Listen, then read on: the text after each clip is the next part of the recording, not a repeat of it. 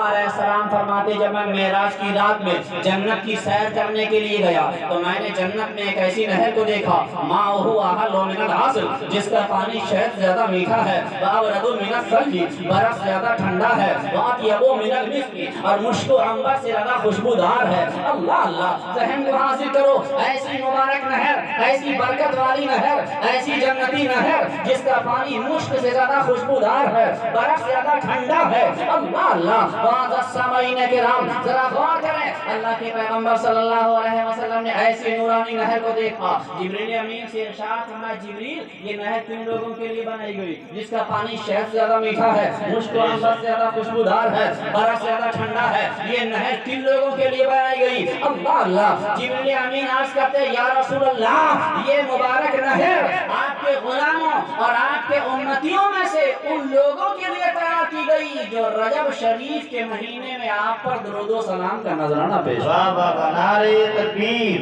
نعرہ رسالت، مسلک اعلیٰ حضرت فیضان حضور خواجہ غریب نواز حضرت علامہ مفتی محمد عامر رضا صاحب قبلہ، نعرہ تکبیر، سبحان اللہ سبحان اللہ۔ ذرا غور کریں کتنی برکت والا مہینہ یہ رجب شریف و مقدس مہینہ کہ اہلیان اتقا اللہ والے انتظار کرتے تھے مبارک مہینوں کا، جب یہ مبارک مہینے آتے اپنی نیکیوں میں اضافہ کر دیتے تھے، اللہ و رسول کی اطاعت میں اضافہ کر دیا کرتے تھے۔ ہمیں بھی چاہیے کہ ان برکت والے مہینوں کا ہم ادب و احترام کریں، اس مقدس مہینے میں روزے رکھیں، ان نفل روزوں کا بھی بڑا ثواب ہے۔ ایک حدیث شریف میں ہے الرجب شهر الله العظیم فمن صام منه يوما ایمانا واحتسابا فقد استوجب علیہ رضوان اللہ الاکبر، کہ رجب اللہ کا اعظم مہینہ ہے، جس نے حصول رضا الہی کے لیے ایک روزہ رکھا تو اس پر اللہ کی رضامندی واجب ہو جاتی ہے۔ سبحان اللہ سبحان اللہ، بے شمار برکتیں ہیں، ایک روزہ رکھیں گے تو ایک کا ثواب ملے گا، دو رکھیں گے دو کا ثواب ملے گا، اور جتنے زیادہ رکھیں گے اتنے زیادہ روزے رکھنے کا ثواب ملے گا۔ روزوں کی تفصیلات کی تبارک کی طرف نہ جا کر کے اختصار کے ساتھ عرض کر رہا ہوں کہ رجب شریف کا مہینہ بڑی برکتوں والا مہینہ ہے۔ ہمیں چاہیے کہ ہم اس کی برکتوں سے فائدہ اٹھائیں، اپنے حالات کو بدلیں، نمازوں کی پابندی کریں، قرآن پاک کی تلاوت کریں، کثرت سے درود شریف پڑھنے کی عادت بنا لیں۔ یہ رمضان کی آمد پر پیش لینا ہے، ہمیں چاہیے کہ ہم اپنی عادت بنائیں نیکیاں کرنے کی، عادت بنائیں قرآن پاک کی تلاوت کی، عادت بنائیں نماز پڑھنے کی، عادت بنائیں نیکیاں کرنے کی، تاکہ رجب ہی سے ہم جب ابتدا کریں گے اور ابھی سے کوشش کریں گے تو انشاءاللہ رمضان آنے تک ہماری عادت بن جائے گی اور خوب برکتیں حاصل ہوگی۔ اللہ اللہ، یہی اہلیان اتقا کا طریقہ تھا۔ اچھا یہی وجہ ہے کیونکہ یہ مہینہ بھی برکت والا ہے اور اس مہینے کے فضائل بھی روایت و احادیث کے اندر ہیں۔ ہمارے یہاں جو تبارک پڑھوایا جاتا ہے وہ اسی مقدس مہینے میں جمعے کے دن پڑھوایا جاتا ہے۔ جی بے شک، کیونکہ یہ برکت والا مہینہ اور جمعہ برکت والا دن اور سورہ ملک شریف کے فضائل اپنی جگہ، یہ ساری برکتیں جب جمع ہو جاتی ہیں تو ہمارے اسلاف ہمارے بزرگوں نے ہمارے درمیان میں جو تبارک کا رواج پڑا ہے یہ بلا وجہ میں نہیں پڑا ہے، اس کی بہت برکتیں ہیں، بہت فضائل و مناقب روایت و احادیث کے اندر موجود ہیں، اس کے اندر حکمتیں ہیں، کیونکہ رجب اللہ کا مہینہ ہے، رجب برکت والا مہینہ ہے، جمعہ مبارک دن ہے۔ اللہ کے رسول فرماتے ہیں الجمعۃ سید الایام، جمعہ تمام دنوں کا سردار۔ سبحان اللہ سبحان اللہ۔ ایک حدیث میں الجمعۃ عید المسلمین، جمعہ مسلمانوں کی عید ہے۔ سبحان اللہ سبحان اللہ، ذرا غور کرو، انہی فضائل کو مد نظر رکھتے ہوئے ہم اہل سنت والجماعت میں یہ جو رسم ہے تبارک کی، یہ اپنے مرحومین کی روحوں کو ثواب پہنچانے کے لیے اللہ کا فضل ہے کہ ہم اپنے اسلاف کو، اپنے آباء و اجداد کو، اپنے عزیزوں پیاروں کو بھول نہیں جاتے۔ ہم غدار نہیں ہیں، ہم وفادار ہیں۔ ہمیں ہمارے بزرگوں نے سکھایا ہے کہ اپنے گزرے ہوئوں سے رابطہ منقطع نہ کر لو، ان کے ساتھ وفاداری کرو، ان کا حق ادا کرتے رہو، وقتاً فوقتاً ان کی روح کو ثواب پہنچاتے۔ سبحان اللہ سبحان اللہ۔ یہی وجہ ہے کہ ہم مختلف ناموں سے، مختلف طریقوں سے اپنے مرحومین کی روحوں کو ثواب پہنچاتے ہیں۔ یہ تو اچھا کام ہے، مبارک کام ہے، لیکن جو اس میں بعض لوگ اسے ضروری سمجھتے ہیں، لازم سمجھتے ہیں، نہ کرنے والے کو گناہگار سمجھتے ہیں، یہ جہالت اور حماقت ہے۔ شریعت ہمارے اوپر کوئی ایسا حکم نہیں لگاتی کہ جو ہماری طاقت سے زائد ہے، جو ہمارے بس کا نہ ہے۔ اب یہ سمجھنا کہ نا تبارک کرنا ضروری ہے، فرض ہے، یہ इफ्तरा है, शरीयत के ऊपर ज्यादती है। शरीयत ने हमारे ऊपर इसको वाजिब नहीं किया, फर्ज नहीं किया, ये नफल काम है, अमर मुस्तहसन है। अगर आप करेंगे तो अच्छी बात है, आपको भी सवाब मिलेगा, आपकी गुजरे हुए मरहूम अजीज को भी सवाब मिलेगा। अगर आप नहीं करेंगे तो आपके ऊपर कोई गुनाह नहीं है।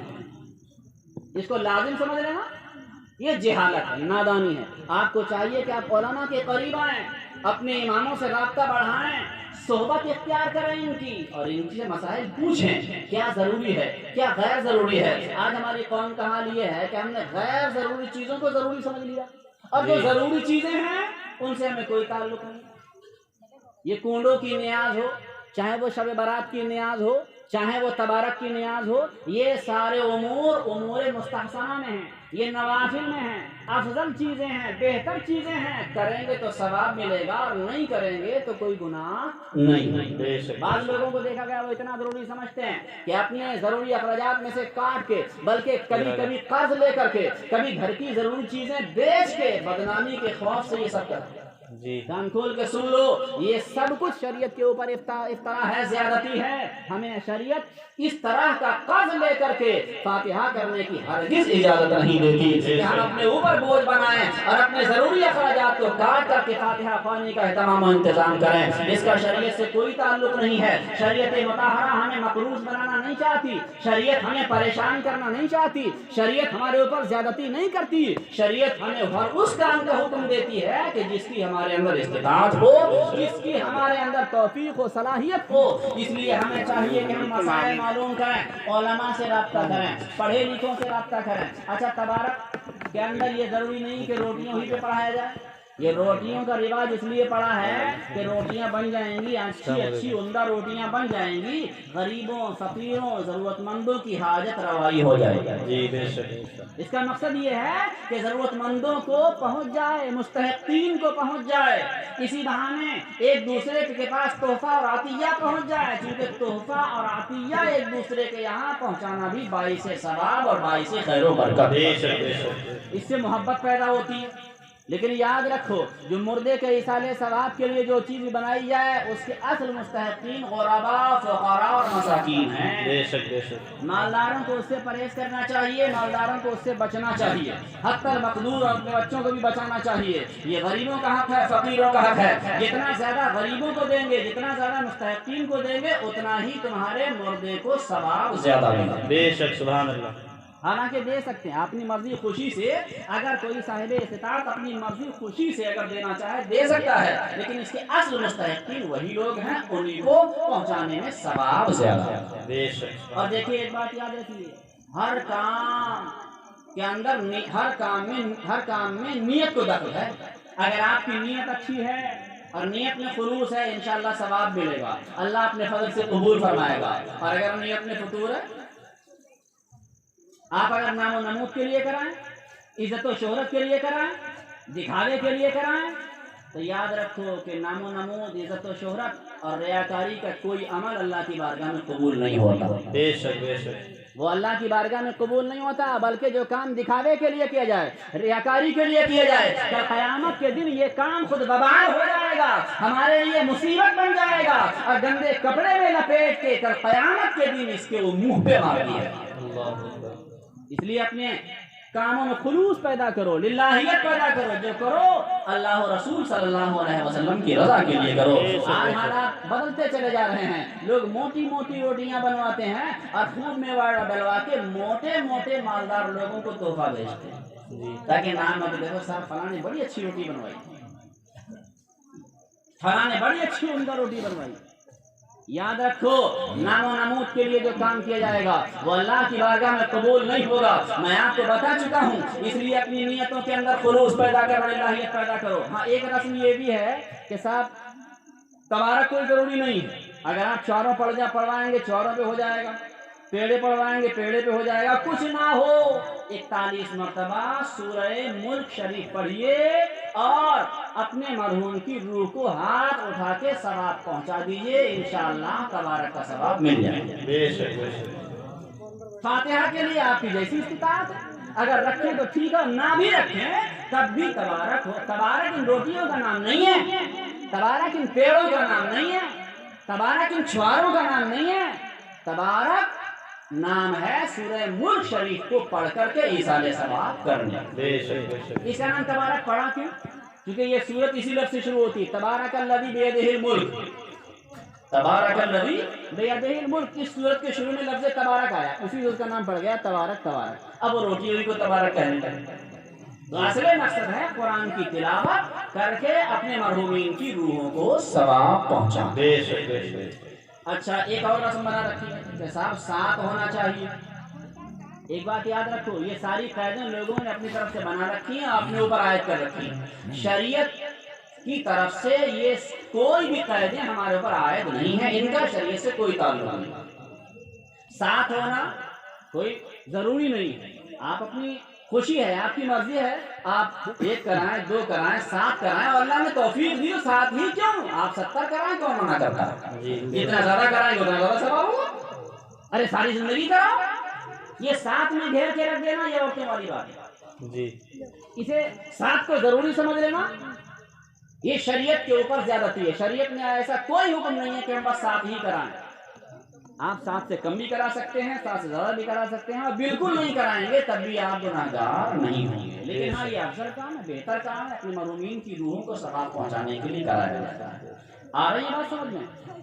अगर कोई तबारक के ताल्लुक से कोई बात पूछना चाहते हैं तो पूछ सकते हैं।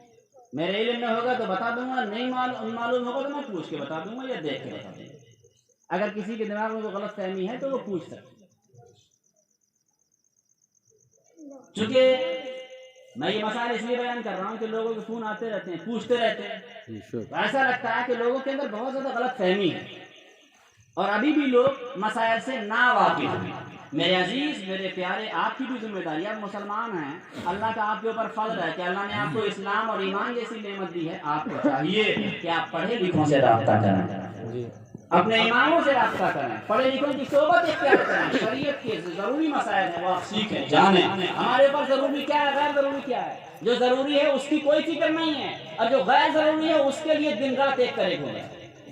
अरे नमाज फर्ज है, ज़कात फर्ज है, उश्र वाजिब है, ये सारे फराइज़ और वाजिबात हैं। आज हमें शऊरी नहीं है, आज हमें एहसास ही नहीं है, नमाज पढ़ने के लिए हमारे पास वक्त नहीं, फुर्सत नहीं। मेरे अजीजों, अल्लाह से डरो और अपनी जिम्मेदारी का एहसास करो। याद रखो कि हमें मरना है, अल्लाह पाक की बारगाह में पहुंचकर अपनी जिंदगी की करतूतों में से एक एक करतूत का हिसाब किताब देना है। तौबा करो, ये रजब का महीना है, बड़ा मुबारक महीना है, अल्लाह को तौबा करने वाले बहुत पसंद है, अल्लाह तौबा को बहुत महबूब रखता है। तौबा और इस्तिग़फ़ार करना ये कुरानी अमल है। आज ही मैं एक किताब की तफसीर का मुताला कर रहा था, उसमें मुसन्निफ ने लिखा कि जो भी अमान और औराद वज़ाइफ पढ़े जाते हैं वो या तो हदीस शरीफ से मनक़ूल हैं या बुजुर्गों के अक़वाल से मनक़ूल। बेशक उनका जिक्र या तो हदीस में है या बुजुर्गों के फरामीन में है। लेकिन इस्तिग़फ़ार, तौबा करना, अपने रब की बारगाह में रोना, गिड़गिड़ाना, अपने मौला को याद करके सच्चे दिल से तौबा करना, ये वो मुबारक अमल है कि जिसका जिक्र कुरान पाक में है और खुद अल्लाह ने इसका हुक्म दिया। सुभान अल्लाह, सुभान अल्लाह। ये अमल इतना मुबारक अमल है, ये अमल इतना मुबारक अमल है, अल्लाह अल्लाह, कि जिसका जिक्र खुद कुरान में है। इसकी बड़ी फजीलत है। हमें चाहिए हम इस्तिग़फ़ार करें, हर वक्त तौबा करें, शाम को बिस्तर पे सोने तो इस्तिग़फ़ार करें, अपने लिए भी इस्तिग़फ़ार करें और अपने ईमानी भाइयों के लिए भी इस्तिग़फ़ार करें, अपने माँ बाप के लिए भी इस्तिग़फ़ार करें। इसलिए मेरे अजीजों, आदत बनाओ तौबा करने की, अल्लाह से